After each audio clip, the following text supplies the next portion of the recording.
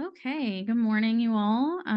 Welcome to the new graduate student orientation. I'm Samantha Hines. I work with the graduate school, and I'm very glad that you all could join us today, both in person and we've got some virtually too. So I appreciate all of you.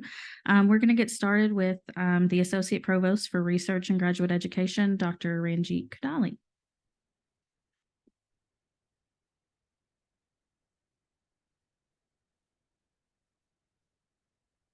Good morning and welcome to the new graduate student orientation. Greetings from the graduate school. So I'm delighted to see all of you in person, and also those of you who are unable to join in person, thank you for joining us through the Zoom session. I'd also like to extend greetings from President Timothy Caboni and the Provost Robert Fisher. They're unable to join with us due to conflicts in their schedules, but they are delighted to extend their greetings and warm wishes to all of you. We are excited to see you again. And before I provide my welcome remarks, I'd like to recognize the graduate school staff at WKU. They work incredibly hard. Many of you have probably called them, or you've received an email, and you're here partly because of their incredible hard work. And in alphabetical order, they are Ms. Barbara Chaffin. So she works as the admissions coordinator. You would like to add anything, Ms. Chaffin?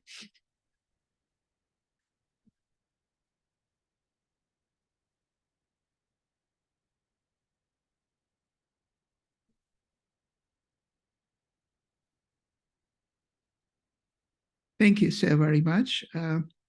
Ms. Jamie DeYoung is the Assistant Director of Graduate Operations, and she'll talk about an important software called DegreeWorks that has helped us, faculty, staff, and advisors to know where you are in your program. So please pay attention in particular to her presentation. It's a really wonderful, remarkable software that helps you know where you are.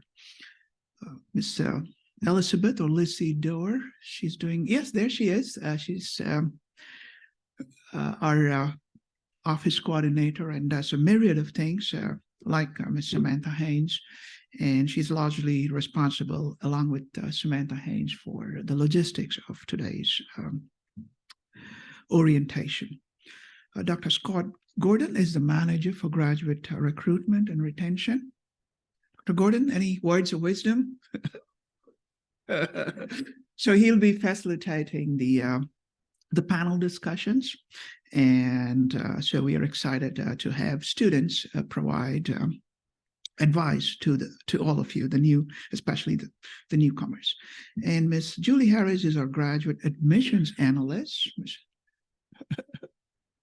And so both Julie and Barbara are our admissions team. They work incredibly hard to process your application. So they might leave after a few minutes because they have work pending. And so I'm really grateful for their work, like others. Ms. Samantha Haynes is our graduate education and research outreach coordinator, helps us with a lot of events, including events like that. Today's. In addition, there are a few others, including two graduate school staff who were unable to join with us. They are Ms. Lisa Myers, who is a graduate record specialist. She works very closely with Ms. Jamie DeYoung, and she helps you with degree audit and provides advice to faculty, staff, and students so that they complete their program requirements in a timely manner. Another key staff is Ms. Renee Purdy, who is our business manager. So she helps with processing your graduate assistantship, tuition waiver. We have graduate research grants that Dr. Birch will talk about later. So she helps with that. And we also have the Distinguished Minority Fellowship Program that she helps a great deal. In addition, we have another staff from ITS, Ms. Gina Johnson, who's a programmer analyst, but she helps with technology assistance and comes to many of our graduate school meetings. So I'm truly grateful to all of the staff for their creativity, their hard work, and in ensuring that we provide a high level of customer service to prospective students, current students, alumni, faculty, and staff at WKU. So please give a shout out to our incredible, talented team.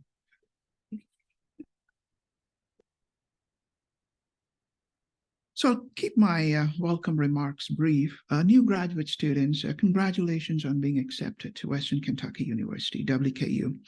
Graduate students at WKU have made notable contributions to several disciplines, and they have been recognized for their research and creative scholarship. Today, you join an incredible group of such talented students. Graduate education builds upon the foundational knowledge that you have acquired at the baccalaureate level. Graduate education provides specialized, in-depth, highly focused, and advanced knowledge. And hence, graduate studies help you pursue cutting-edge research and creative scholarship, helps you generate new knowledge to the discipline. It helps you hone your critical and analytical thinking skills. It enhances your problem-solving ability and helps you with professional skills and development. And in addition, you also become credentialed if you want to practice in certain disciplines. As you embark on a new phase in your life and career, we want to ensure you that we, as an institution and the graduate school, are fully committed to your intellectual growth and professional development. The graduate school, in partnership with other units on campus, will provide you with resources to help you successfully complete your program requirements in a timely manner. We are here to serve you to the best of our abilities. Please make use of these opportunities and please pay attention to the emails that will come subsequently in this semester and later on regarding workshops and other events that we provide for your professional development, mental health and well-being, etc. The graduate school is also committed to the practice of inclusive excellence. We value each of you as you bring new perspectives, ideas, thoughts, talents, and gifts. These enrich our lives and provide a positive and lasting impact to all of us. So in closing, congratulations again and welcome to the Hilltopper family. Thank you and wish you the very best.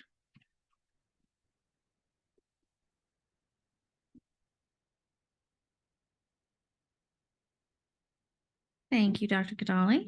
Next, we're going to hear from one of the people he just introduced, Ms. Jamie DeYoung. She's the Assistant Director of Graduate Operations. And we need a new screen for her.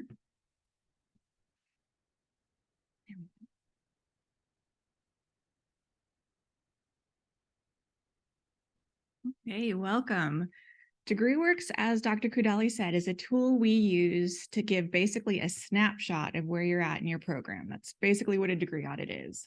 If you got your bachelor's degree from WKU, you may be familiar with this. It'll look a little different at the graduate level. If not, and this is your first time looking at it, we'll walk through it a little bit. You can find the link to DegreeWorks on the graduate school webpage.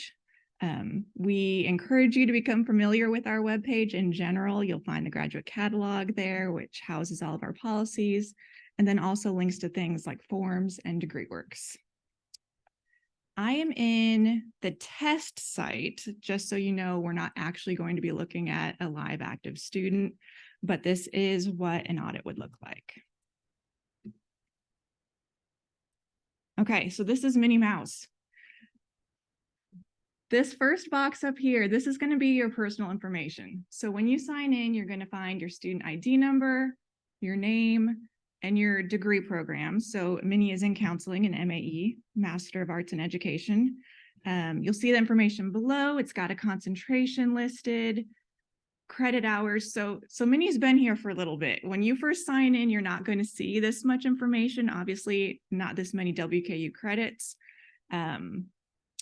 The GPAs are shown there. You'll see overall GPA and then your WKU GPA. That'll depend on if you have any transfer work that has come in or if you've only attended our university. So that whole top box, that's all personal information. This next box, to be honest, this is probably where your eye is going to go to every time. This is your percentage complete. And generally, that's what you're looking at just to get an idea of where you're at in the program. So Minnie is very close to graduating. When you first sign in, obviously your percentage is going to be a little lower, but it is nice to watch that grow, and the goal obviously, is to reach 100%. Next to that is your overall GPA. Now we need to watch that because in order to graduate, you need to have a 3.0 GPA overall. Okay, so that's going to be shown there. The next box is going to have your degree program. So obviously that will be different depending on your program. It shows what catalog year you're in. That's important because those are the requirements that you're going to be held to for graduation. Whatever was listed as the program during that catalog year that you're in, those are the courses you need to take. Those are the things you need to achieve. Okay. So programs like to change things, and there may be a new catalog change that just came through now in this catalog. If you had started under the old one, you don't have to worry about those changes. Okay, so the first thing that you want to do on the degree audit is tell the difference between red and green. Okay, green always means good, right? So that's good to go. It's checked off. Minnie's got a 3.0 or higher. Red means it's not complete. So we've got some work to do there. When you first sign in, you're going to see a lot of red. Don't panic. That's the way it should be. Then we move into the actual degree program itself. So here you'll see program GPA. Now, Minnie only attended WKU. So her program and her overall GPA are the same. That may not be the case in your given situation. So again, just to remind you, when you graduate, you want to have a 3.0 overall GPA, but also a 3.0 GPA in your program. So we'll want to be keeping an eye on both of those things. And then here are the requirements for this specific program in counseling. Again, you'll see red, not complete, green, complete. Lists all the courses, all the grades. You can track down. Blue here, that means it's in progress. Okay, so it's going to be complete. You're working on it now, but it's not technically complete yet. And then we'll see here the red. So this is what Minnie still needs, 3 more credit hours of this internship. These bottom pieces, you'll notice it talks about concentration. Some of you will have concentration, some of you might not. Application for graduation and capstone. So these you worry about obviously later when you're getting ready to finish. You'll submit an application for graduation to the registrar's office. That will end up checking off this box once that's processed. And then actually your program is going to go ahead and submit this capstone requirement once you've, whatever the culminating experience in your program is, once that is achieved, that'll get checked off. And then these are the concentration courses. And finally, you'll get a list of all the courses currently in progress. So you can also double check what courses you're registered for in the fall. So why is this important? It's really good just to know where you're at, right? It's encouraging to see your progress as you go through. It always feels good to see things get checked off. But it's also really important to check because it could be that there's something on this degree audit that doesn't look quite right to you. Maybe you and your advisor talked about substituting one course for another. That's great. That's fine. There is some paperwork involved in that. But if you're looking at your degree audit and you're not seeing that that's happened, you're going to want to talk to your advisor and follow up on that. So what we really do is we encourage you to take a look at things as you're going through the program, because when you're getting ready to graduate, Lisa, who Dr. Kudali spoke about in our office, is going to be running your degree audit for graduation. And she's going to be looking at this and comparing it with the program requirements. And if something's missing, she's going to have to contact you and we'll have to work on getting it done to see if you can still graduate on time. We don't want that to happen. We want to catch things as soon as possible. So if you see something as you're going throughout your program, please contact your advisor. Please contact us in Graduate Records.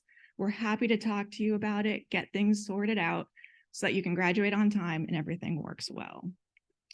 Yeah. Is the degree work connected to TopNet? So like after you completed the course in sometime in December, would it update after grade 6? It's actually connected to Banner. So Banner is our main system here on campus, and it feeds information into TopNet and into DegreeWorks. Okay. So once your grades are posted in Banner, then it'll show up in DegreeWorks. So there's no input that we have to put on this to have these courses updated. No, this is all done through our main banner system. That's our system of record for all student information. But all offices on campus have access to that. So that's why, like the application for graduation, there's actually a code that the registrar's office puts in for that. It gets tagged in banner. And then overnight a process runs and it adds it into DegreeWorks and checks that off. So sometimes that's a good point. Sometimes maybe you've done something and you actually have turned something in and it's not showing up in DegreeWorks. And maybe there was a flaw in that sync between the two programs. So please let us know. We're happy to look into that and see what happens. I mean, obviously, things like that happen. Things go awry. So we're happy to look into it for you. And I don't want to overwhelm any of you, but should you happen to be in more than one graduate credential, if you're doing like a certificate and a master's degree, there will be a drop-down box here and you would be able to toggle between the two. So you can look at them independently. And I'll also add that because Mini is a test case here, this actual ID number isn't found in Banner. There is no advisor listed, but for all of you, your advisor would be listed in this top box. So if you have a question of who that is or who to contact, this is a great place to find it. I would say they're the first person to go to with questions. And then again, reach out to us or have your advisor reach out to us and we'll get together. Also, and this sounds silly, sign in, double check that it's the right program, that it's the program you think you're in. Especially in like education, there are a lot of nuances in there between certifications and majors and things like that. So I would double check that this looks like what you want to do, confirm that with your advisor. And then if you think you're supposed to be in a slightly different program, let us know, different concentration. We'll help you get that sorted out. But again, we encourage you to be in this so that you can catch anything as it comes up. And hopefully it'll be smooth sailing. It'll be fine. You'll take all your courses. They'll get checked off in green and it'll be good to go. Are there any other questions? Okay, well, welcome everyone. We're very excited for you to be here. And again, if any questions come up, especially in the first few days or weeks, we're happy to talk to you. Just go ahead and contact the graduate school or graduate records in particular. Okay, thank you.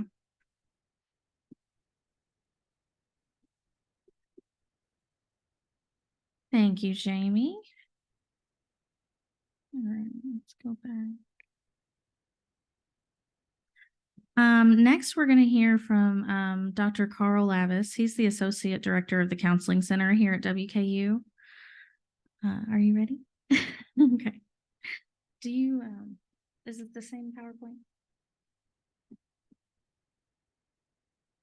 I guess, yes. Okay. You want to follow this one? As you'll soon realize, some of us plan ahead and prepare slides and follow them. Some of us start talking and just, the agenda goes out the window. That's okay. I got your slides for you. I'm Great. the Appreciate planner it. here. Appreciate it. Do you need this will move on? All right, thank you.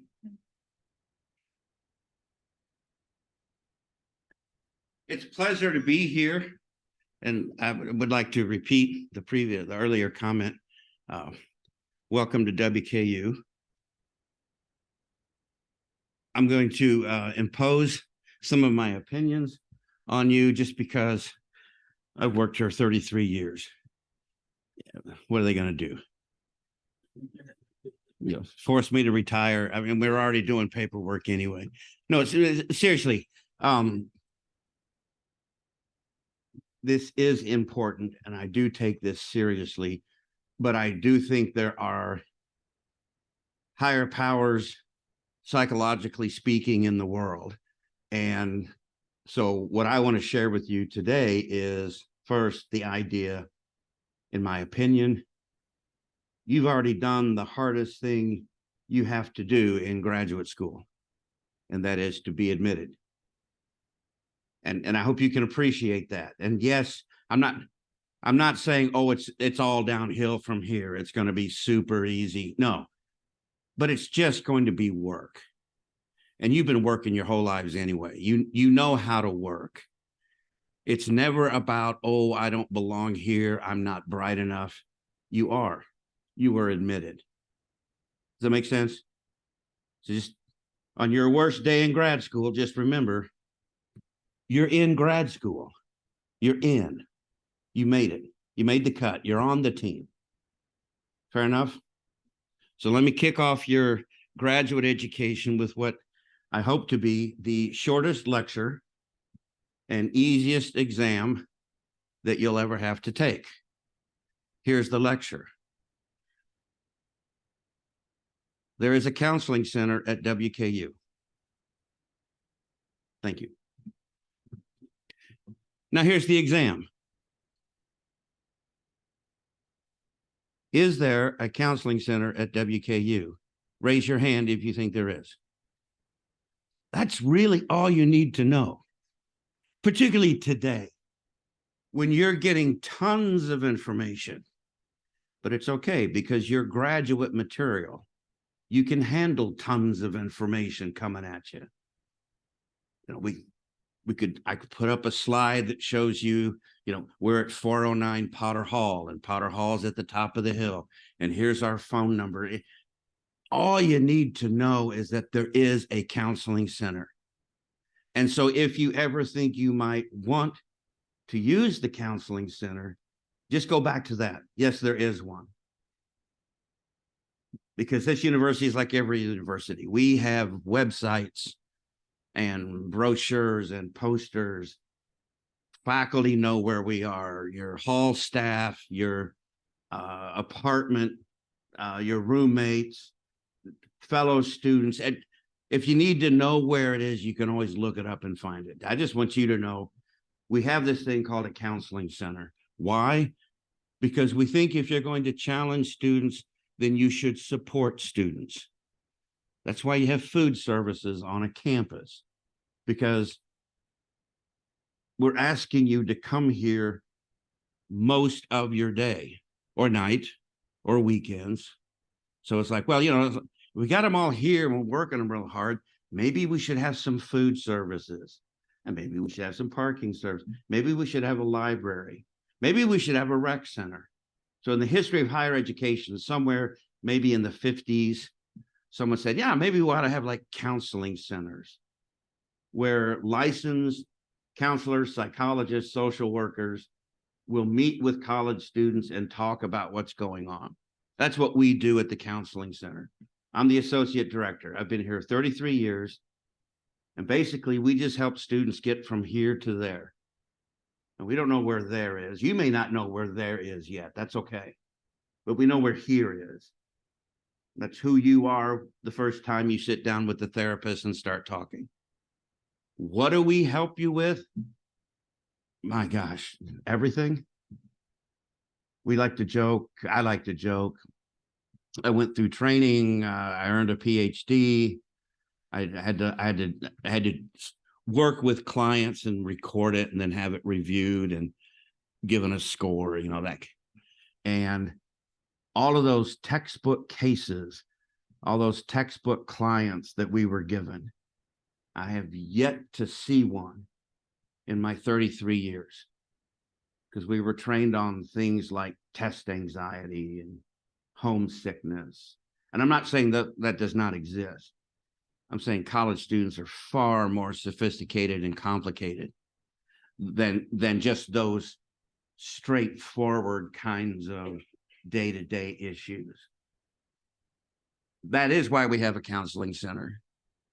But we work with people who might have some test anxiety, might have some homesickness, but who are also questioning their identity, coming out to friends and family, wondering if life as they know it will be over. Some of you may still be trying to explain to your family what you're doing in grad school.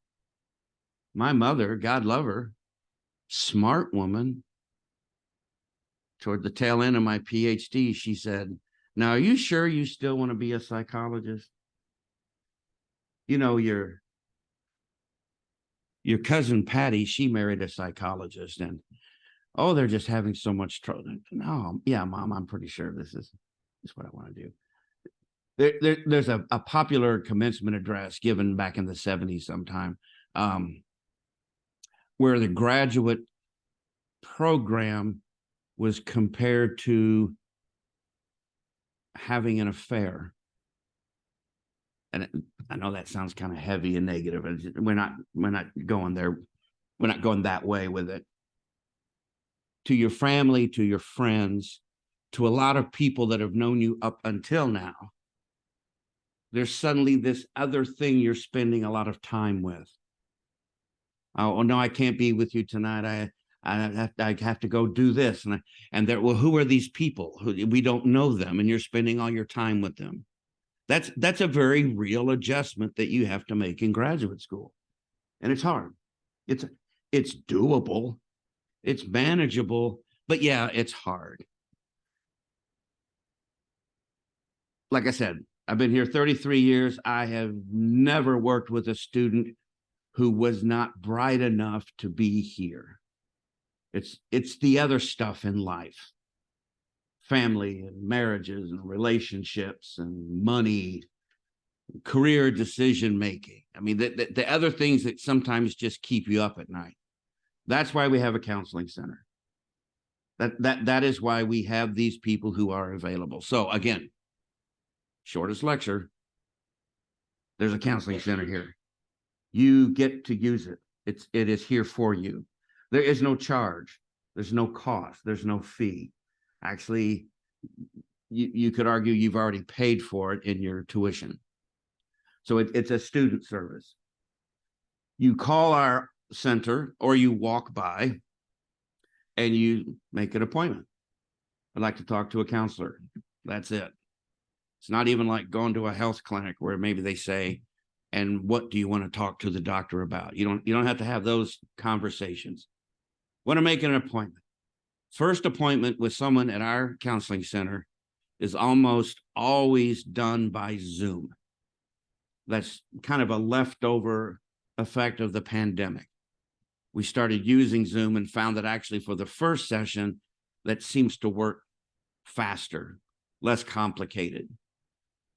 20-minute session with a therapist where you just talk about what you think you want to talk about, what you think is going on. The therapist will then let you know if that's something that we can help you with. 9 out of 10 times it is. It is something that we can handle. We can work with you on it. If not, then we can make referrals to people in the area or people back in your hometown if that's necessary. But most all the time, it is something that we can work with. So if you decide that you want to continue working with a therapist, you can decide in that first session if you want to continue. You can decide in that first session who you want to see. Or you can take a couple of days, think about it, call us back and say, I did my Zoom session, I did my consultation. I'd like to do at least a few more sessions, and I would like to see insert name of therapist. How would you know their names? You can go to our webpage. Each of us has a bio there. You can read up and see where we're from, what our specialties are, what our interests are, and more importantly, what our style of therapy would be. We have therapists like myself who are older. We also have very young therapists, fresh out of their master's or doctoral programs. You don't have to know why you want to see a therapist. You just need to know, do you want to see that therapist? Do you have kind of a good gut feeling? I think he would get me. I think she would understand. That's no need. That was my cane. It just fell over. Actually, my rehab's going very well. If I wasn't so lazy, I probably could have picked that out. Had a new hip put in about 4 weeks ago. Yeah, don't wait. That's the second shortest lecture I'll give you. If something's hurting, don't wait. Go check it out. Otherwise, there's a surgeon looking at you going, I don't know. That's bad. We have therapists that did not grow up in America, that have come here from other countries, other backgrounds, other experiences. Japan, Russia. We have women therapists. We have male therapists. So again, you can go to the web page and read through there and get a sense of who you want to work with. Some people want a therapist who's kind of what I call nuts and bolts, schedule, objectives, outcomes, goals. What skills can I start now? I'm going to do some homework. Let me come back in and check in. We have some therapists who are more philosophers. Let's just start with you. You just start talking. Let's just see where it goes. So your personality will have a lot to do with, what therapist you want to work with. You work with a therapist and you feel like it's not a good fit. That's okay. You can switch. You can ask to see another therapist. That's fine. We don't have a time limit. Some universities are caught up right now in, everyone gets 5 sessions. And after 5 sessions, if you need more, then you need to go out into the community somewhere. I think we're really good. And we are at least effective enough that we don't have to work with time limits. Typical college student that comes to a counseling center does 4 to 5 sessions. If you look at our client data, 4 to 5 is the average. A lot come for 1 session. They get some ideas, they get some relief, and they go back to their lives. But all of us have some clients we've seen for a year, 2 years. So again, we're pretty flexible. There's it's a sign. There's something else I need to go have checked out. And again, let's remind you that there is no fee. I emphasize that because there was once a single payment of $20. We stopped doing that 4 or 5 years ago, but some rumors are slow to die out. It is free. It is confidential. We work for the university, but we do not report to the university.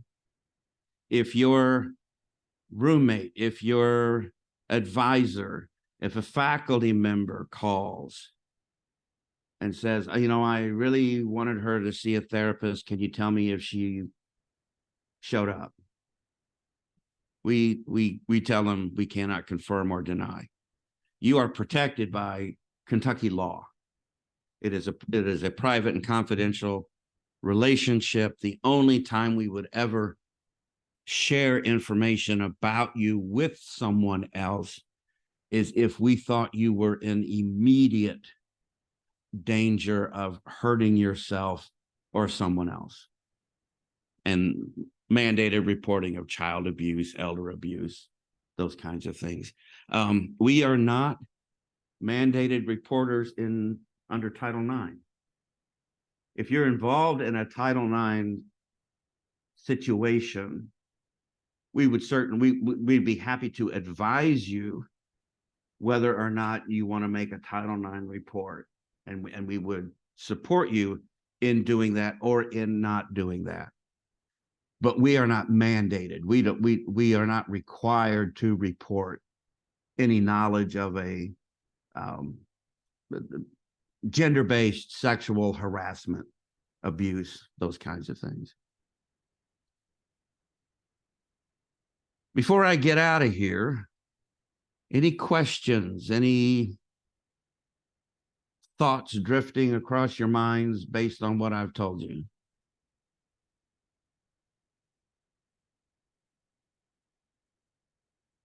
Let me ask, how many of you knew already there was a counseling center?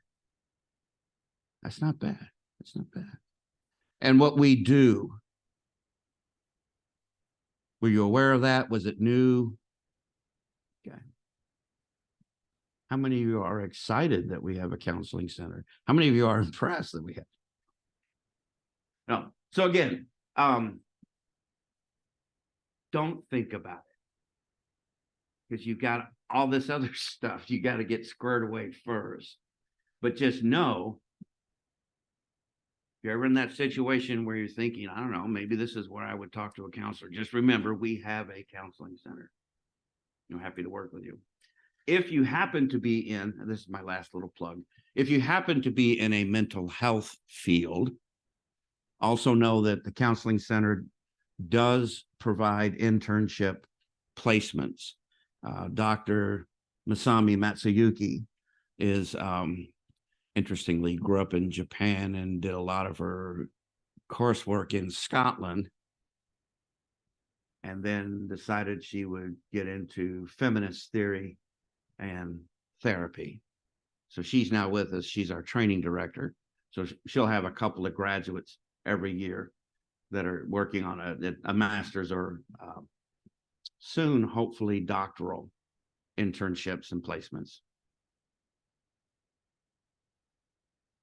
All right. Y'all good? And again, thank you for coming here. Thank you for choosing WKU. Thank you, Dr. Lavis.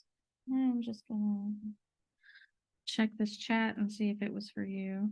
Oh, they just said great information. So.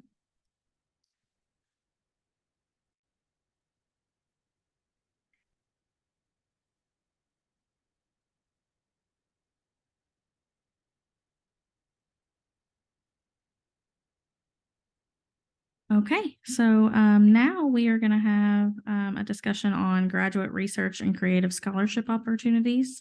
So please welcome Dr. Katrina Birch for that.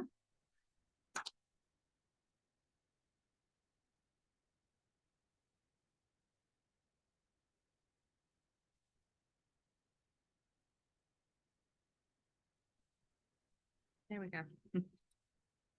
Thank you. This will change for you as you want. Perfect. Thank you. Hi, everyone. I am Dr. Katrina Birch. I'm in the Department of Psychological Sciences, and I'm starting my second year as chair of the Graduate Student Research Grant Committee. So I'm going to talk to you today about some opportunities that you have as graduate students at WKU. So we have two mechanisms to receive funding. We have a mechanism to receive funding if you are engaged in research or scholarly activity.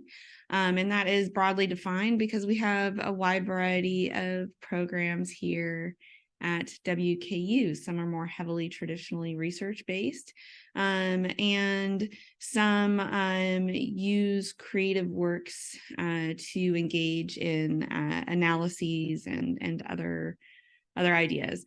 And then we also have some travel funding available as a graduate student as well. So,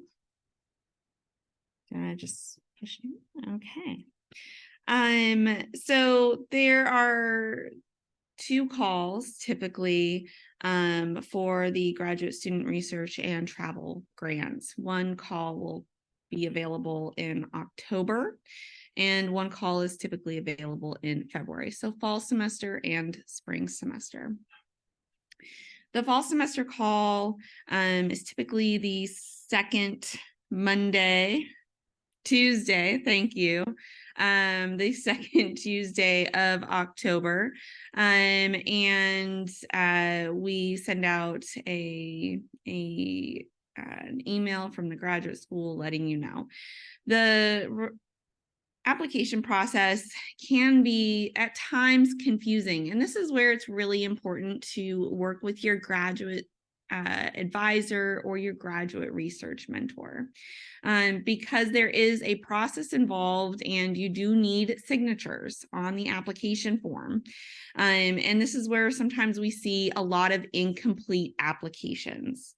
You have to submit the application form with all 4 signatures: your signature, your advisor or mentor's signature, the department head signature, and typically the college designee's signature. Now, in the Ogden College of Science and Engineering, that is the associate dean for research. But I would know who your college designee is. The applications don't get submitted and then they sign the materials when they come to the grad school. They need to be signed before they are emailed to the grad school. And so, like I said, I really want to emphasize this point because this is where we see a lot of incomplete applications. And if your application is incomplete, we do not issue funding.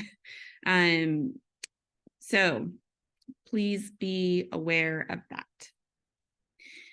The other thing you need is a budget form. The budget form is also really important because this is where we see a lot of students make mistakes. And so you want to, again, work with your advisor or your mentor very closely. So this is in part an activity in being introduced as to how to prepare a formal budget, right? And so if it's for research, it could be that you need a case of, and I'm just going to throw this out here. I am not a chemist, so Dr. Kudali could laugh at me. You might need a case of pipettes, right? You would say, I need 1 case of pipettes and it's going to cost this much, or I need 50 cases of pipettes and it's going to cost this much. It could be that you are engaged in some level of research activity with human participants. Okay. So you may want to pay human participants to take a survey or to do an interview, right? And this is where you say, I'm going to pay 50 participants $2.50 for taking a 10-minute survey, and then how much that is going to total. We have the availability of a variety of engines and tools to collect data online now, which is really great, right? We have more access to more participants than we've ever had before. But a lot of those tools include a fee for collecting data, right? So I'm talking about Prolific, I'm talking about Amazon's Mechanical Turk, and there are a variety of others, but those tend to be kind of the 2 big ones right now. And so you're going to want to include that fee in your budget line, right? Because there's got to be some way of paying that fee. And if you say, I'm going to collect data from 100 participants, I'm going to pay them $2.50 a person, and then your total budget is only allots for that amount of money, right? Then how's that fee going to be paid? Because there is a fee on top. And I don't know what those fees are off the top of my head, but Prolific is constantly raising their fees. And I believe Amazon's Mechanical Turk is constantly raising their fees as well. And then there is a research proposal if you are proposing to engage in research or scholarly activity. Now, here's where there's a lot of differences across disciplines, right?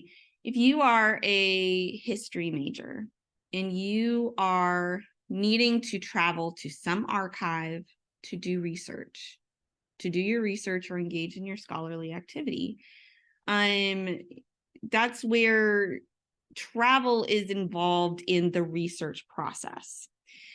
If you are planning to travel to a conference to present completed scholarly activities, that is a different mechanism.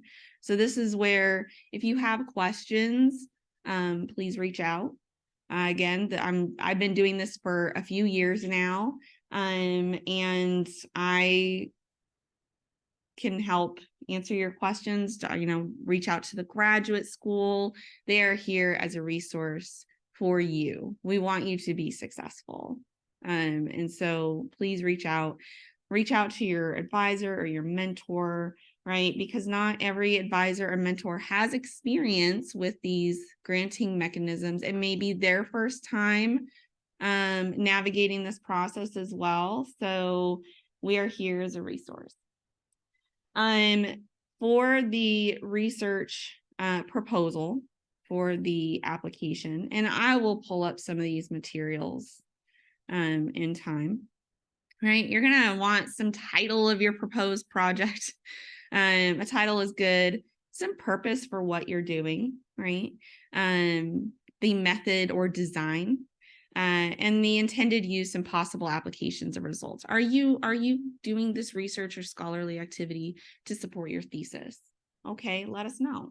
If you have intentions to publish, if it's a class project or other expected outcomes, right? We want to know how these results are going to be used.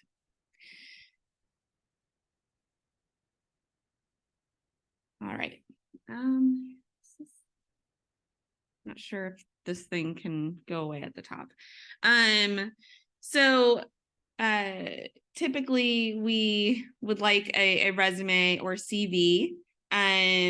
So it can be whatever is most appropriate for your discipline. In psychological sciences, students have CVs, right? In other disciplines, it may be a resume. And so submit what is appropriate, but it's typically like, what is your education? Have you published anything? Have you presented at conferences? Do you have work experience, volunteer experience, those types of things. And we also need a statement from the student, signed by the advisor and the student, certifying that nothing has been plagiarized in your proposal. And it's can be a statement. I certify that all materials contained within my proposal have not been plagiarized. You sign it, your advisor or your mentor signs it.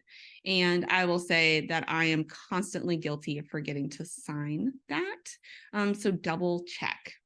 So my students, they double check because they know that I always forget to sign that thing.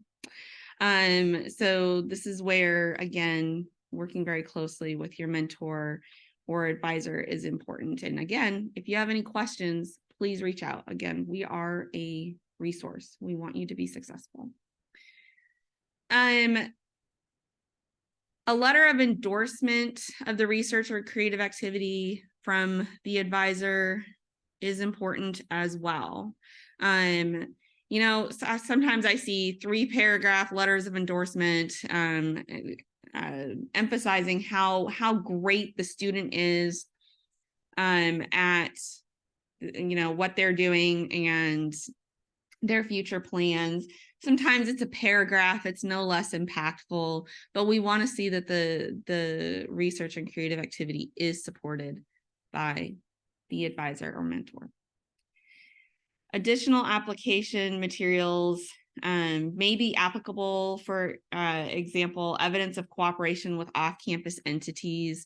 This could be a letter of support from a site where you are going to collect research, right?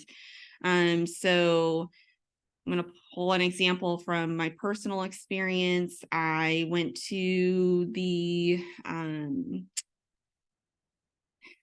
senior centers in South Central Kentucky to interview older persons in how they use technology, how they use cell phones, basically, how they use computers, why they use them. And I had a letter of support from the director for those sites in South Central Kentucky, saying that they supported me going into these centers, these senior centers, to collect data, right? And it was completely voluntary for the participants, but just something saying that they know what you are going to be doing, because there is a time limit involved with these activities. For research involving participants, you should have a copy of the Institutional Review Board approval letter for your project. If you are collecting data using animal specimens, you need to attach a copy of the approval letter for the Institutional Animal Care and Use Committee, the IACUC.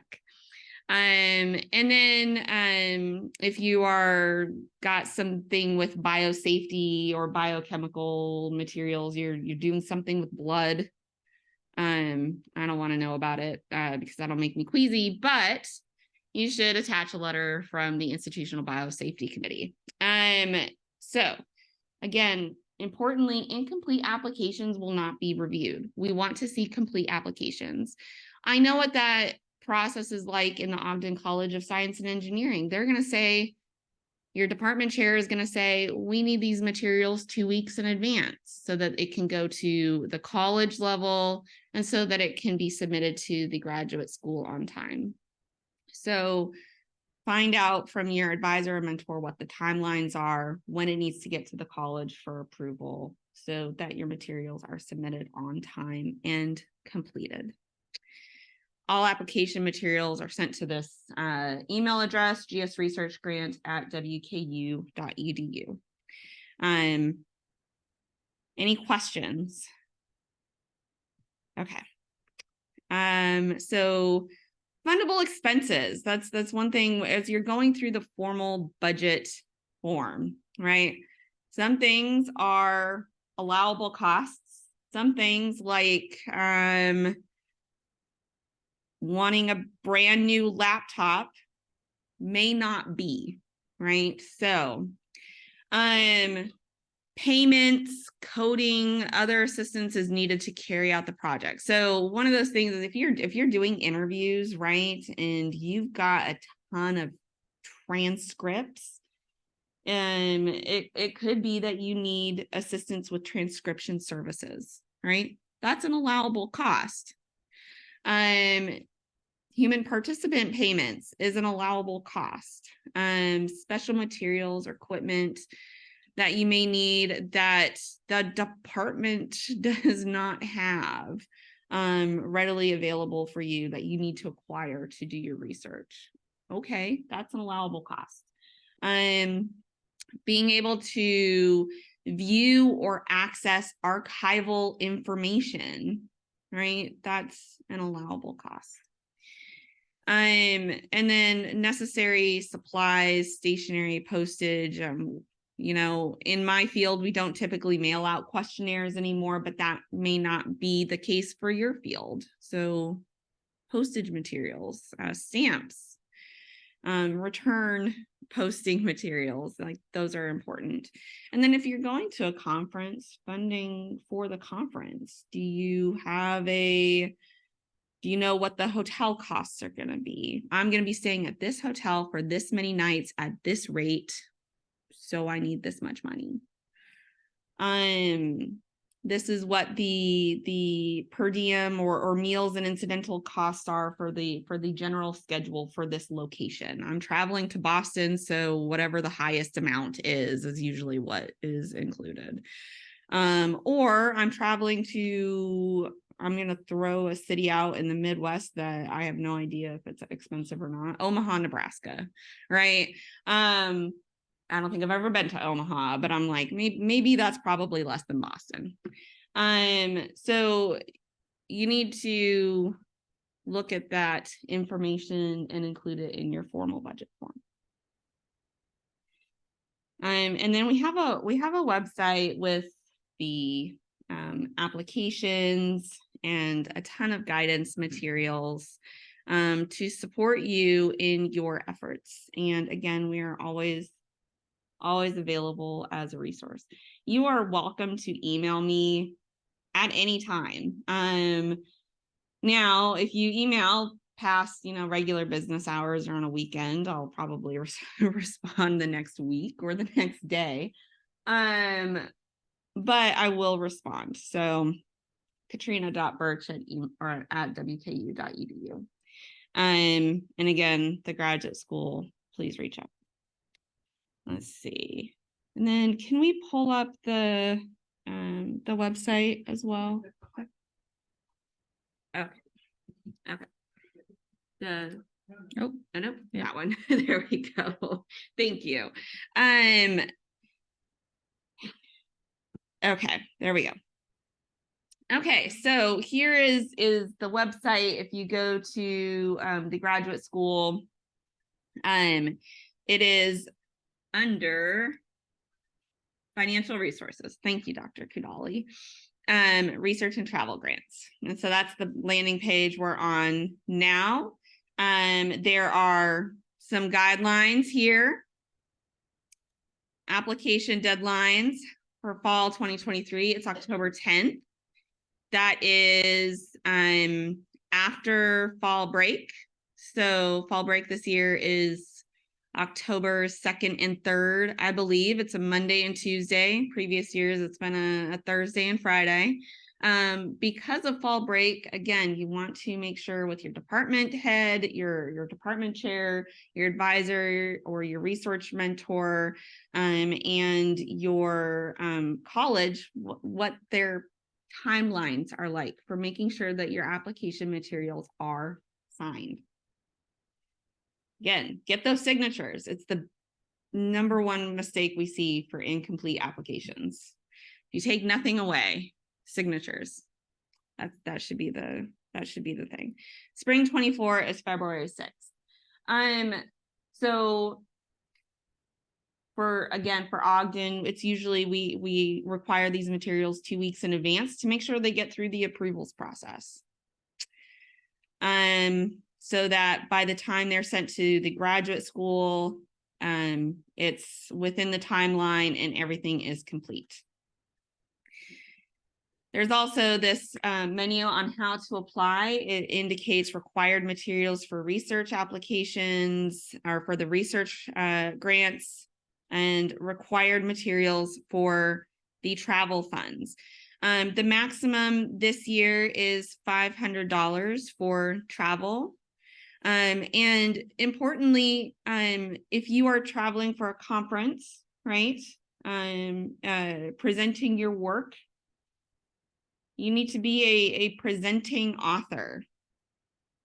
So you need to be the one presenting the materials. If you are going as the second or third author with a group of folks, and the first author is presenting, that does not apply. So you have to be presenting your scholarly activities. You're going to want to indicate lodging information, conference meeting and registration fees as applicable, transportation, airfare, mileage, right? If you're traveling to Paducah, Kentucky, you are not going to be flying unless you have a private plane, potentially. Sorry. But you're going to want to include mileage, right? If you were traveling to San Diego, California, it is very reasonable to fly. So, and then food and incidentals, cost sharing as applicable, right? So your department, your college may have funds also to support your travel, and you're going to want to indicate that if there is some form of support within the department or the college for you. And you're going to want to also give us some information on the presentation details, right? An abstract of the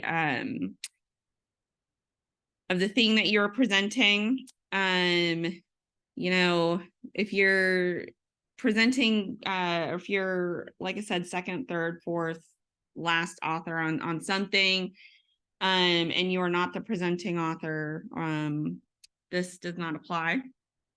And then some statement describing the developmental activity. It could be that you are going to a conference on neuroscience, and your intended goals are to get into a PhD program in neuroscience. And this is a really important activity for being able to network, present your research, and support your application materials to a PhD program, right? And so you're gonna want to have some sort of statement along those lines. Still the CV or resume, and the plagiarism statement again is also important. If you are traveling and you are not requesting research funds, you're traveling to a conference, you're presenting something that is completed, You do not need to include an IRB letter for your research or your creative activity that you are presenting. It is completed research. All right. So down here, we have some formal budget form guidance. Again, this is the second area where we see some mistakes in the application materials. And I also want to emphasize that myself and the other folks on the Graduate Student Research Grant Committee, we are not necessarily familiar with your field.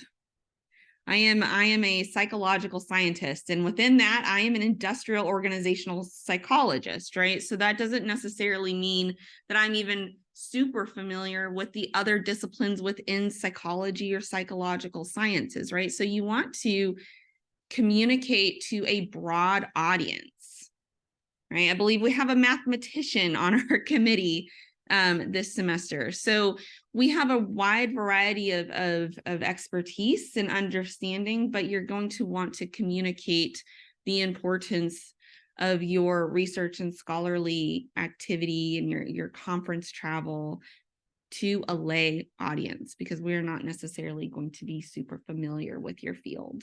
And that's really important in general. As a graduate student, you should become familiar with communicating to broad audiences, right?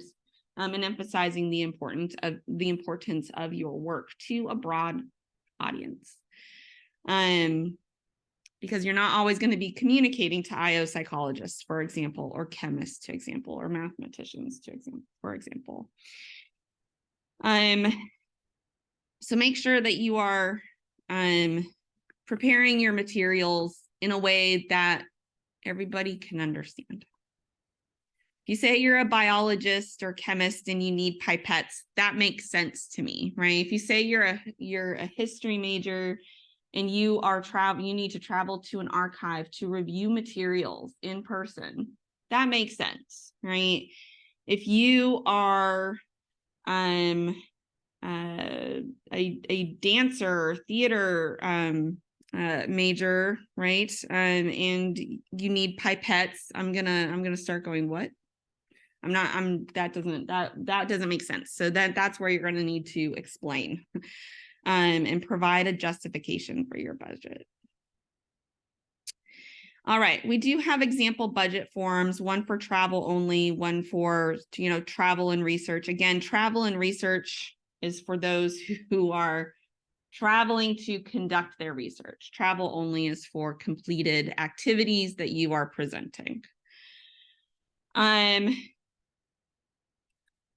So the process, right, is that you submit your completed application materials on time, all signatures.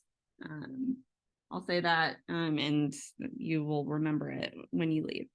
And they get reviewed by the graduate school. It's a checklist to ensure that materials are complete, but it is not the graduate school's responsibility to indicate that your materials are not complete, right? Because we will say in a letter, unfortunately we couldn't fund X, Y, and Z because your application materials were incomplete. They're not going to email you for those to submit your materials, the rest of your materials. So the graduate school checks the completedness of the application materials. The information is then provided to the Graduate Student Research Grant Committee, and we review. Last year, we had more applications than I've ever seen in my entire time at WKU. And so because we read your applications very closely, right? It can take, we try to turn it around as quickly as possible, but it can take 2 to 3 weeks to get applications reviewed, have the committee meet, discuss recommend funding to the graduate school. I want to be very clear, I do not provide the funding. The graduate school provides the funding. So we recommend funding to Dr. Kudali and the graduate school folks. And they are the ones that have the money. And so they will indicate then what they can fund and what they can't. So I only recommend, our team only recommends funding. We do not provide the funding. The graduate school provides the funding. And, you know, like all things, resources are not super abundant. And so there may be more money in fall semester than there is in spring semester. It depends on how many applications we get and how the availability of funds. And so the graduate school always communicates, you know, whether or not they have reduced funding available in spring semester, if there is reduced funding available. But last year, the graduate school did a great job at providing funding for all completed applications.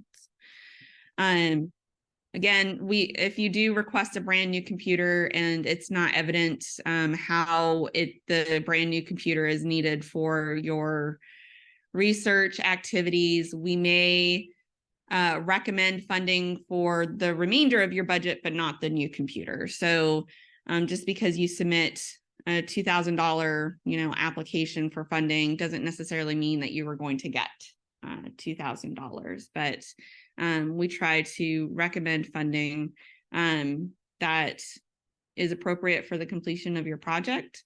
And again, that is up to you to emphasize and provide the supporting materials that communicate to us the importance of those materials in completing your project.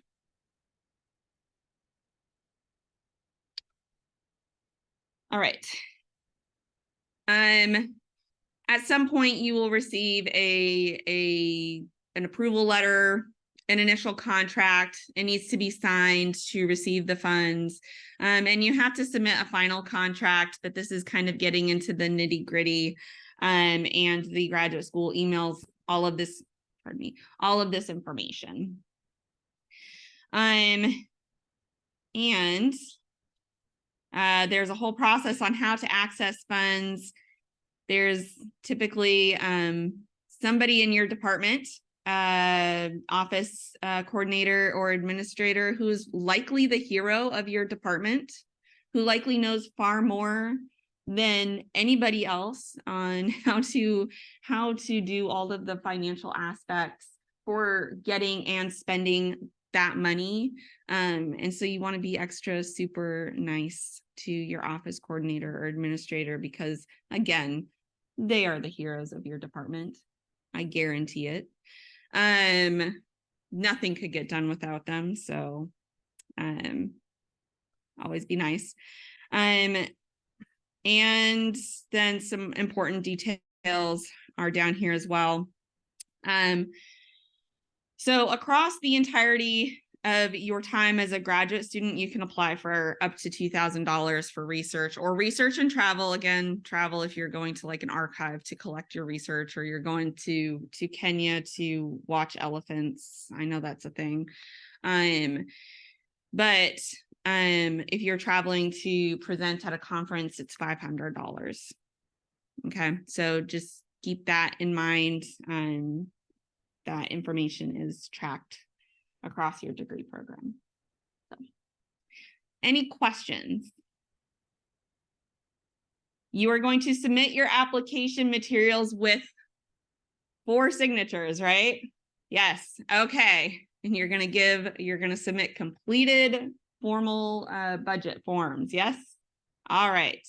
And if you have any questions, you are going to reach out, because again, we are a resource to support your success. We want you to be successful. Otherwise, we wouldn't be here. We would not be doing what we do. We want you to be successful. All right. With that, I think I'm done. Okay.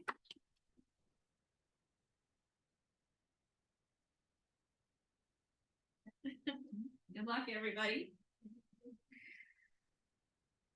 Thanks, Dr. Birch.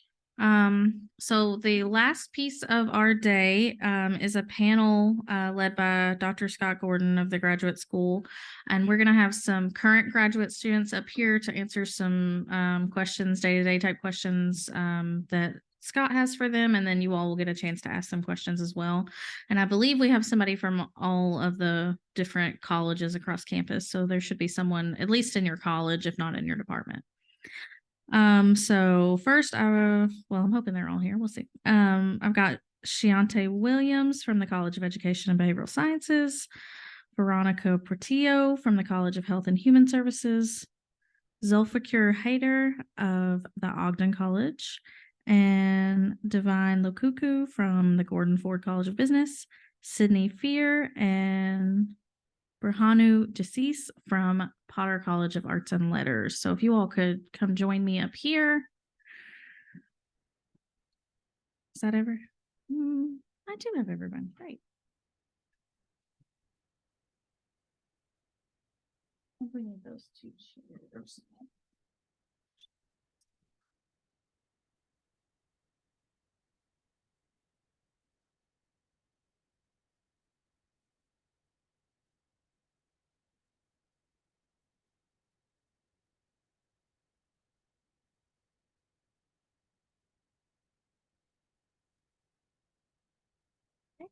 We want to pick that up off the screen. Oh, yes.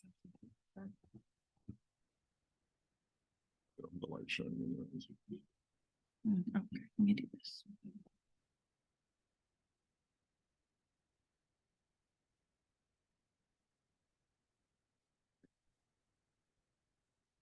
All right. Good morning, everyone. My name is Scott Gordon. I work in the graduate school, and I work with graduate student recruitment and retention. So that gives me kind of a touch point with you at all times throughout your career. And what we would like to do today is a session that we've done every time that we've done this orientation, where we let our currently enrolled students who are experts on some of the questions that you'll have and some other pieces of information that I think will be useful to you.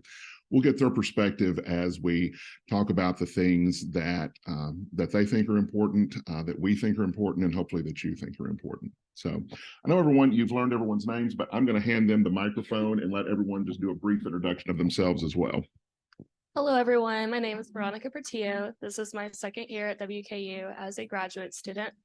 I'm doing my master's in public health and also a master's in organizational communication. And now I'll pass it on to Cheyenne.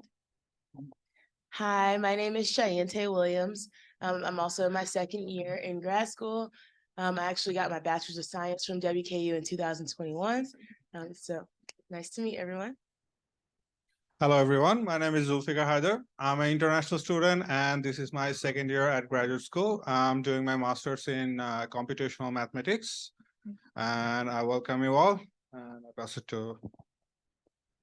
Hi, I'm Sydney Fear. I'm in the College of Arts and Letters, currently getting my MFA in creative writing. So I'm in the English department, and this is my second year. Hello, my name is Burhanu, and I'm in the same college with Sydney, in the College of Arts and Potter. I'm doing my MFA in creative writing, focusing on fiction, second year, and I'm very glad to be here to share our experiences with you. Hi, everyone. My name is Divine Lokuku. I'm a graduate student at the College of Business. My major is accounting. I recently graduated with my bachelor this past May, and I'm here to share my story. All right. And this is just a toss-up question for anyone who would like to answer, but what are some differences about graduate school compared to your undergraduate program that you've noticed? I guess I should take it probably because I ended up with the mic. That's of course this is personal, but I would say, and I've been reflecting a lot this summer after the first year of graduate school, and one of the biggest difference is in graduate school, you're approaching everything from a professional standpoint, and in undergraduate, you've done all this coursework where you are finding your passion, finding your the materials that connect with you and that you care about. And the master's program, at least the way I have experienced it, is a place where you really test those passions and those focus points, and you have all the resource, even the course, you'll soon realize are designed in a way that you have time to spend and study on your own and come and be in contact with a professional, with your professors to find that focus and, get closer to it. So that will be the biggest differences. This is partially work and partial study, not just exploration. Excellent.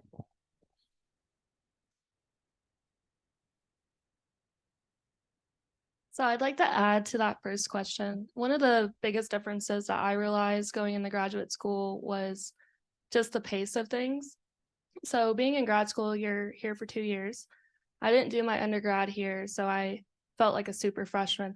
I didn't know where Cherry Hall was or anything was at WKU. So the biggest thing is you got to make those connections with people quicker than what you did in your undergrad to learn things, to grow, and to network, especially since your time is limited.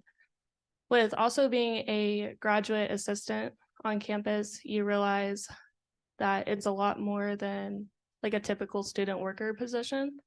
You're kind of in between, like, yes, you are a student, but also you're a working professional with almost, in some cases, the authority of some faculty. You might be a TA, you might be instructing a class as a graduate assistant instructor. You might be doing programming. So being able to differentiate your roles that you might have had during your undergrad and what you have now as a new working professional with your degrees. Along those same lines, what is something that you have learned during graduate school that you wish you knew at the beginning of your program? For me, I would say one thing I learned, kind of similar to what a lot of people said, is how serious and how you're put in those professional roles. So in undergrad, of course, you have a lot more of that mentorship, that advising. But in grad school, it's kind of like that level of trust that's between you and the university. They understand that you're passionate about your studies. They understand that you are here looking for something more than just education. You want that experience, and they're willing to allow you to get that. So within my first year, I kind of held myself back a little bit, thinking, I'm just a student. But once you already have your degree, kind of what people say, you have a level of education. You need to understand that a lot of people respect that. They understand that you know what you're talking about, and they're willing to hear what you have to say. So just don't hold back, because a lot of people want to hear what input you have. They can add it to their research, and you guys can create something amazing while you're here. Yeah, I'll kind of add to that. You really have to take responsibility for your own experience and your own exploration. You're going to have a program that has requirements for you that you have to meet, obviously. But something that I've learned is that you're allowed to ask to do different things, right? So you can do independent studies, you can do research projects, but you really have to be on top of making sure that you're finding and asking for those opportunities within your program, because otherwise you just might not get as much out of it, or you might not get to work with people that you wouldn't otherwise. Okay. So those are some great ideas. Let me ask you this, or if any of you are taking online classes or online programs, which an increasing number of our students are, do you have any advice for online students?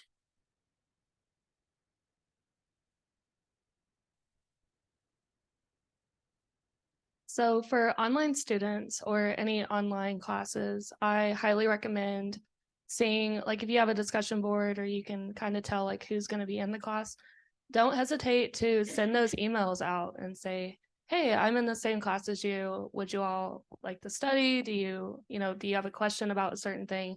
I'm sure your classmates would like to also get connected. I think there's just this misconception of, oh, I'm in an online class, I have to figure it out. But your professors are there for you. There's other students. Like if you have a group project or anything of that nature, don't hesitate to be that first person to take that initiative to reach out. I take all my classes in person, but of course, working with a lot of graduate students, my main advice, if you have online classes, make sure you come to campus. Just remember, you still go to WKU. There's like so many experiences, resources for you here. And of course, I know it's easy to stay at home, do your research, and then maybe do another part-time or full-time job. But just remember that every single resource that's here for in-person classes, for in-person students, it's offered to you the same, whether that's a human resource like an advisor, the library, the study rooms, any clubs or organizations. So just because you're an online student doesn't mean that you're any different than an in-person student. You simply just can do your work from at home. So, yeah.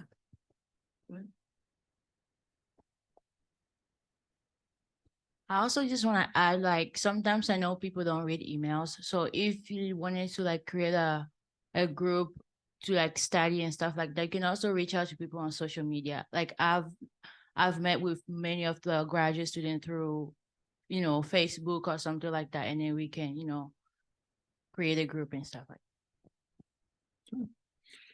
Those are some great ideas. We know that we've asked some questions now that we think are of general use, but I would like to open up the floor now to see what questions that you have for our panel of distinguished experts here. Yes, ma'am.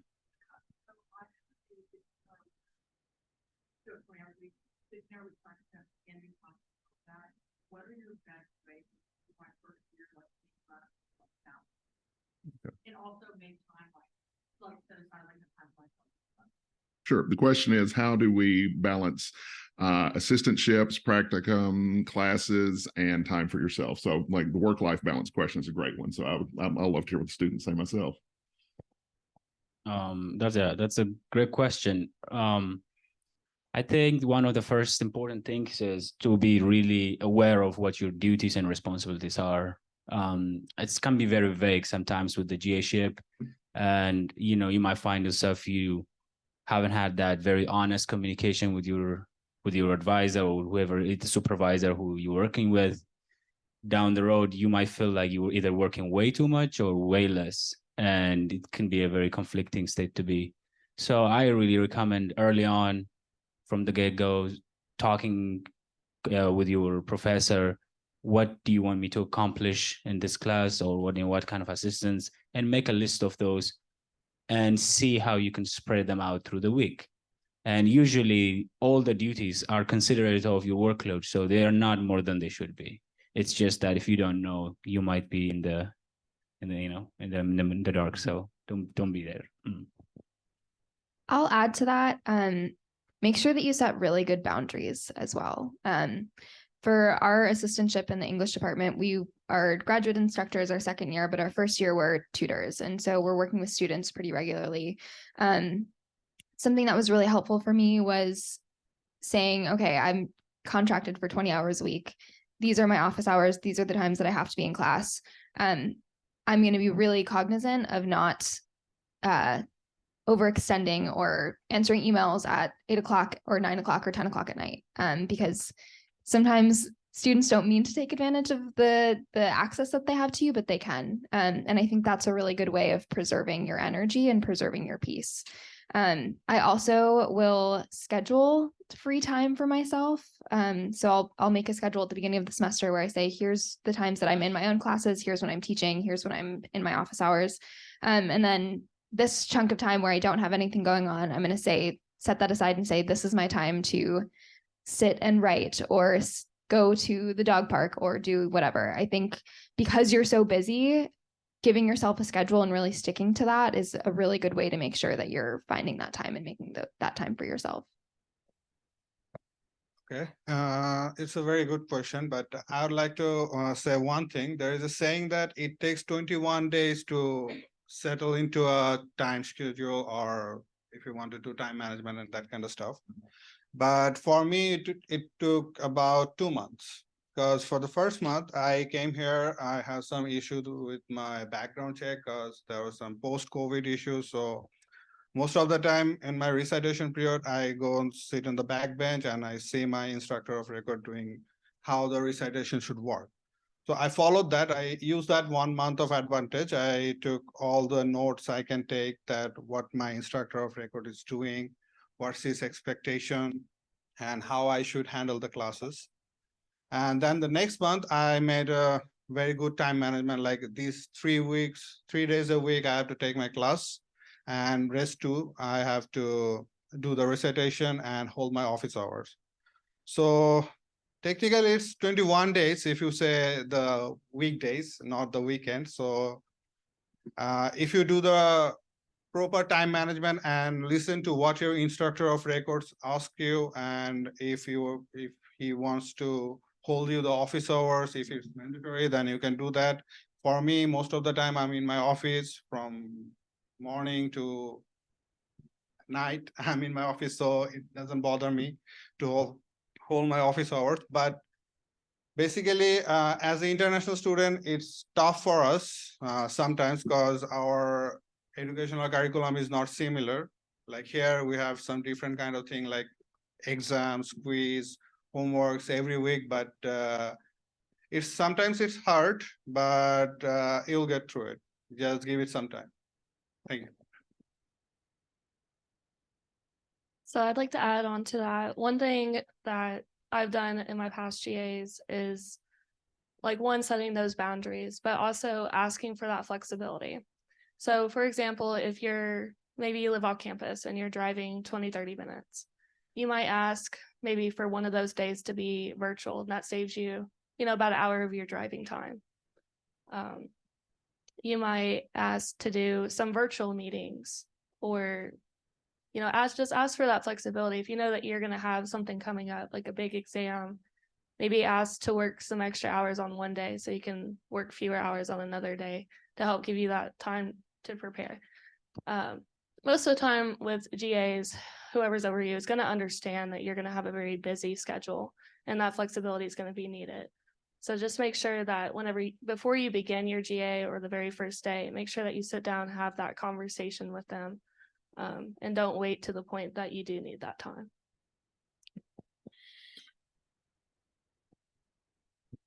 All right, great insights. We've had a question from one of our virtual participants. What difficulties or hurdles do you foresee virtual students having completing graduate school?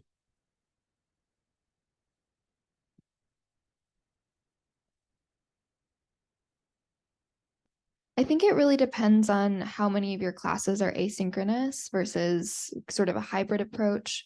I have been in a couple of online classes, and I will say that as someone who can be sometimes very bad at being disciplined about doing my work and staying on top of my work, I've had the most difficulty not falling behind in online classes, just because if they're completely asynchronous, you don't have that time where you're meeting once a week or twice a week with your classmates or with your professor.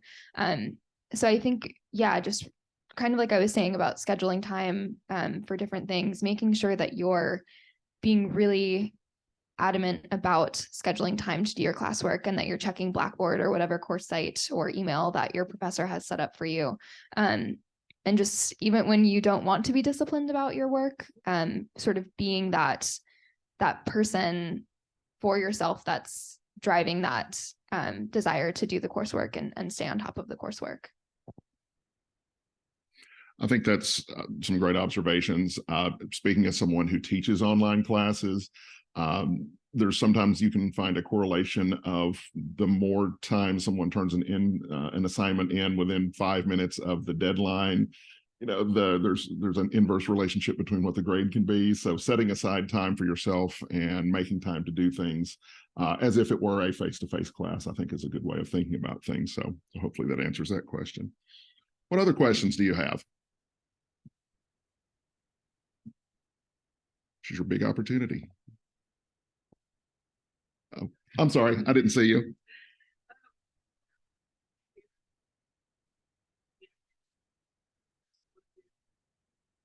Do their undergrad through Western and maybe just aren't aware of what they have?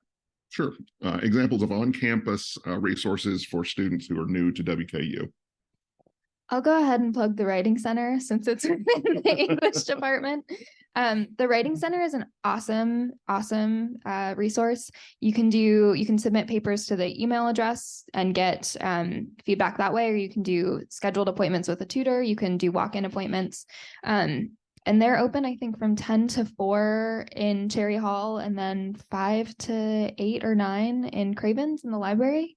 And then, the library is awesome too. You can do interlibrary loan and all of that great stuff. But the Writing Center is awesome. I also want to add that each of your colleges, they have the like career experts that can help you find a job or anything else like that.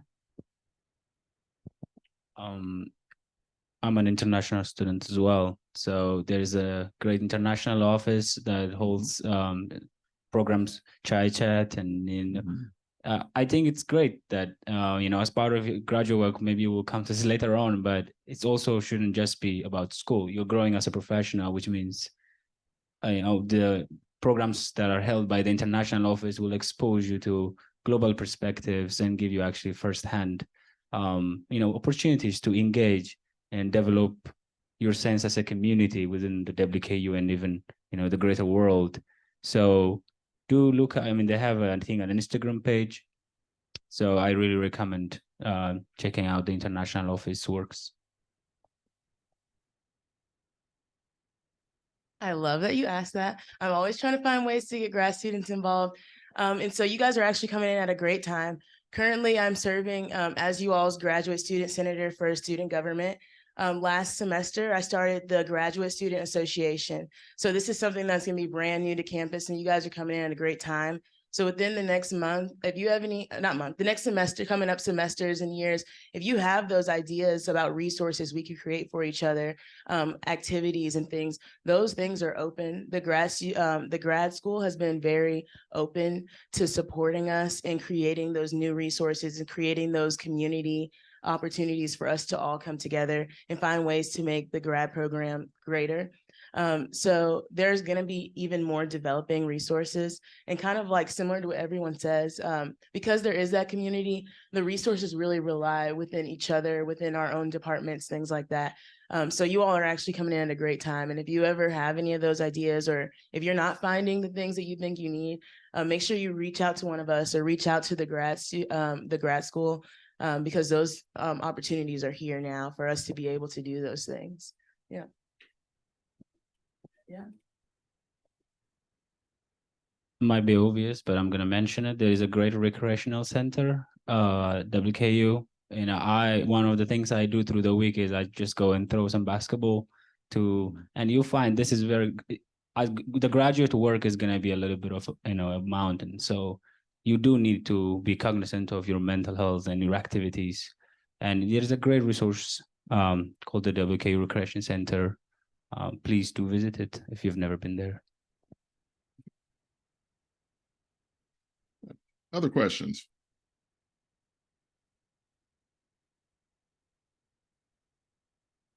Yes, sir. So, some of you mentioned that you were part of the program where you start as tutor and then become a GA. Do you have any advice about tutoring other people and tutoring undergrad students and how to do that? The question is about being a tutor for undergraduate students. Basically, both are same. I'm worked as a tutor in my department. There is a mathematics tutoring lab. So it's more like the same thing. Most of the time, student came with their problem. Most of the time, they are homework problems. Most of the time, they want us to do their homework, but we don't do that. We just say that, hey, put your laptop aside. Let's work through the lecture sheet you have, and let me help you understand those things. So we spend at least 15 to 20 minutes for our lecture. So we make them understand those things, and then we say, hey, bring your laptop and do the homework. Then after that 15-minute lecture, they still have some question, obvious. But most of the students can do 80% of their homework by their own after that 15-minute session. But when we're doing the recitation or teaching in class, it's more like doing two things: making them understand the topic, and second thing is managing the whole class.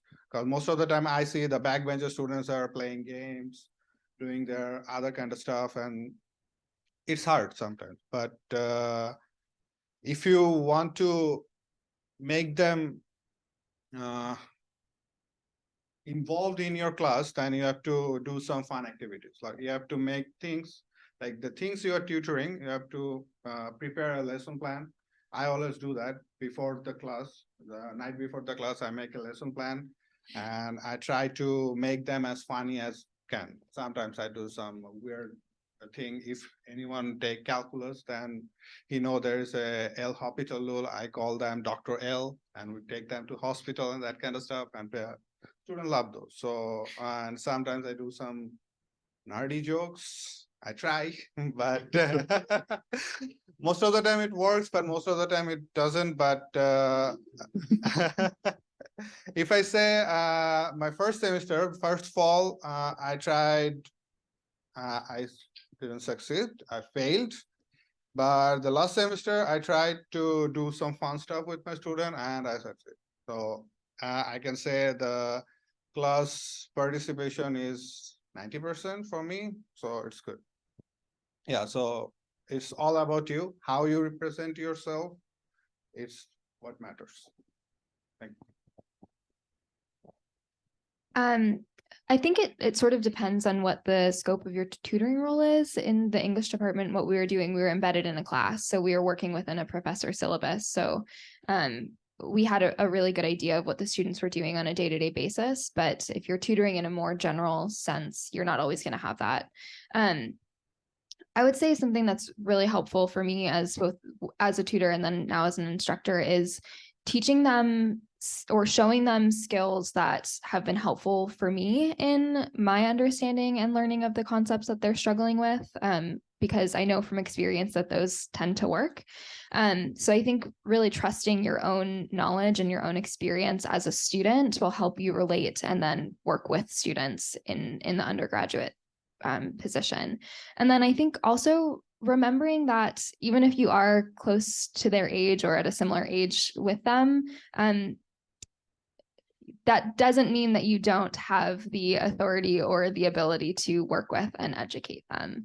I think that can be a little bit trickier when you're an instructor versus a tutor, because you're more on you're sort of the hierarchy is a little bit different, but they do look to you as an authority. And so not feeling, sometimes I think imposter syndrome can be an issue with being a graduate instructor or tutor, really trusting that you have the experience and the knowledge and the understanding to be in that position, because you wouldn't be here if your department and the university didn't think you were capable of it.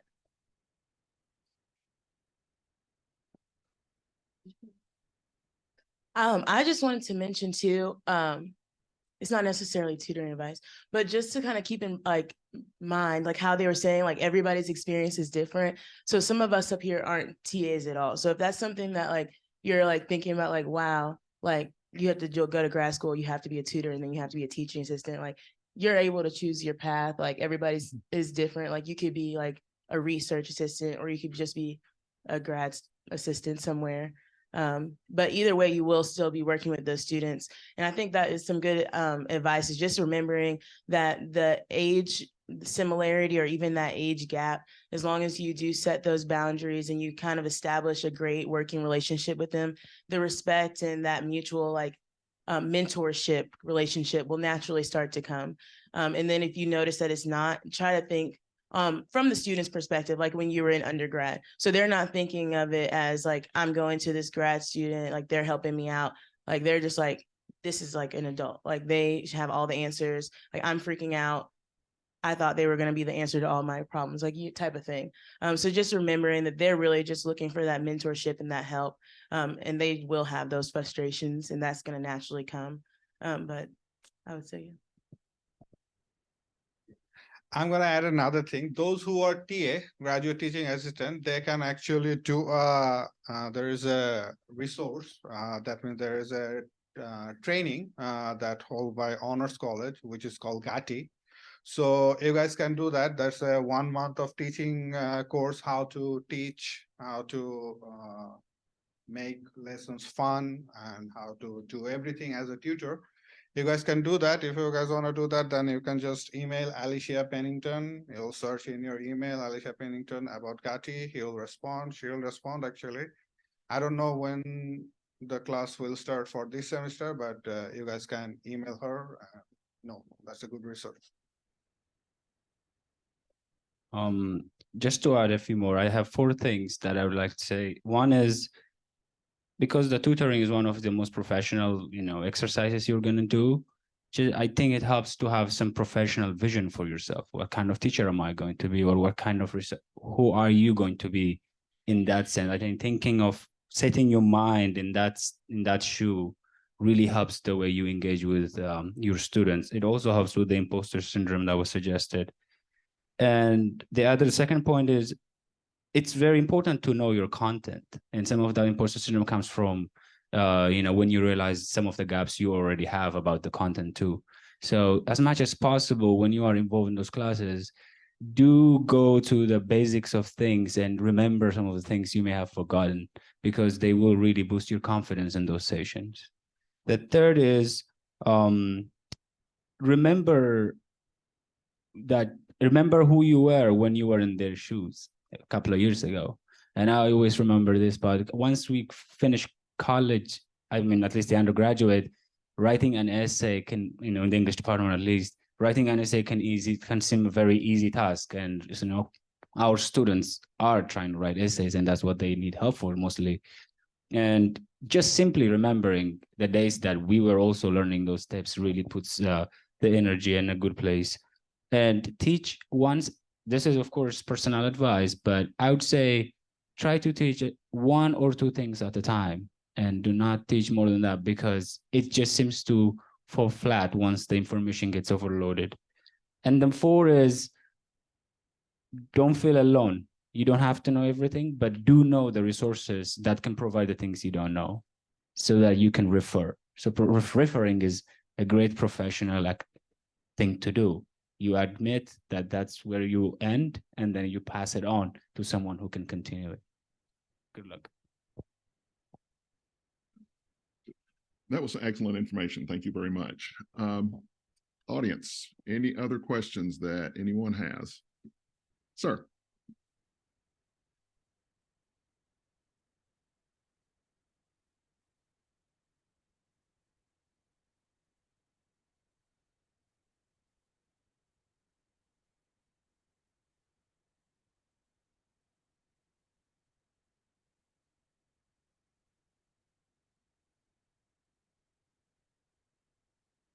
The question is do TAs get a discount on some things?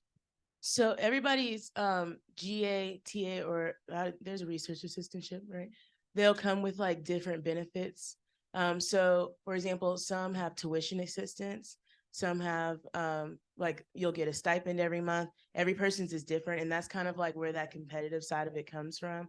Like you might want to like look around and see what might benefit you more. Like, so for some people, tuition assistance or having like discounts on certain things, you might want to find something that, you could get. As far as discounts, I'm thinking maybe like they might have had some special or something somewhere at some point, and you might have gotten an email about it.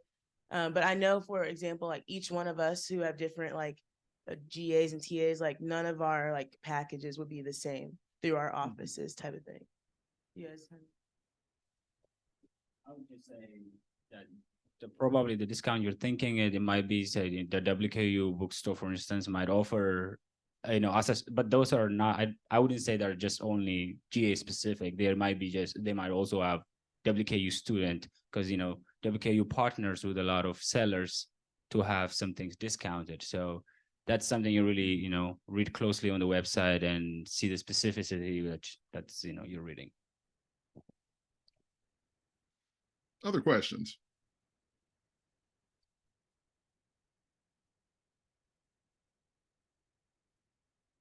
Okay, with no other questions, I'd like to turn the program back over to Ms. Hines, and please help me in thanking our wonderful panel.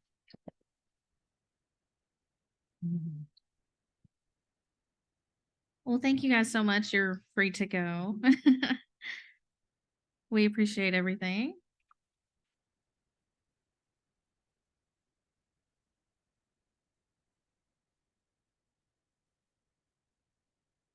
Okay.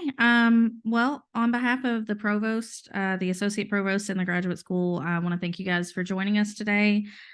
We wish you the very best, and please reach out to us if you need any help, or if you need us to give you some of the resources that we gave you today, somebody's email or something like that. You can always email the graduate school or call us anytime you need us. Okay. Thank you all. Have a great day.